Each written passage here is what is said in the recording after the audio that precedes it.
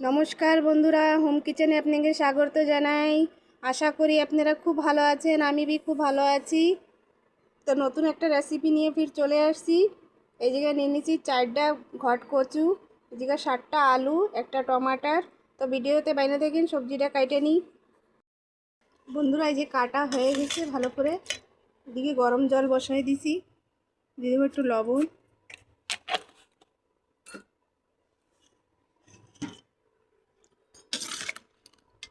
সব সিদ্ধ বসায় দেবো।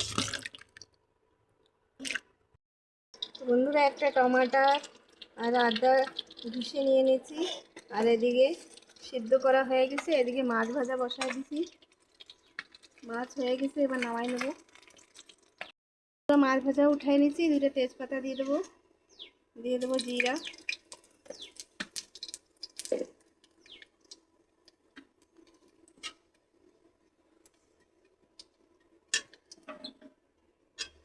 জিরাগুলি ফুটে যায় ভালো করে।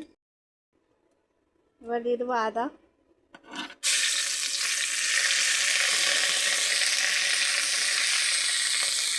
আদাটা ভালো করে ভেজে। এবার দিয়ে দেবো বন্ধুরা, ভেজে নেবো ভালো করে। স্বাদ অনুসারে লবণ,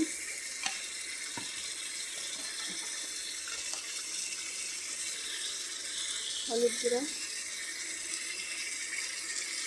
লঙ্কা পাউডার, দিয়ে দেবো টমাটার। ভালো করে ভেজে নেব।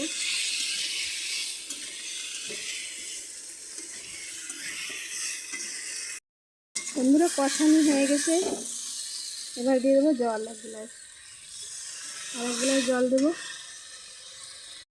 বন্ধুরা জলটা ফুটে গেছে, এবার দিয়ে দেবো মাছগুলো। এবার ঢাকা দিয়ে রেখে দেবো 10 মিনিট। বন্ধুরা ঢাকনাটা খুলে নেব।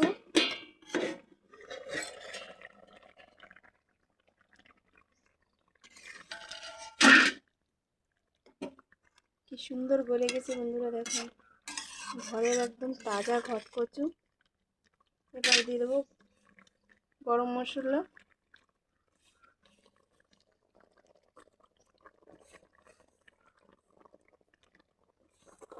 আর দিয়ে দেবো ধনে পাতা। দারুণ টেস্ট লাগে বন্ধুরা, খেতে খুবই সুন্দর একদম, আর গলে भी গেছে একদম মাখানের মতন। দেখতেই পাচ্ছেন কি সুন্দর গলে গেছে। এবার নামাই নেব।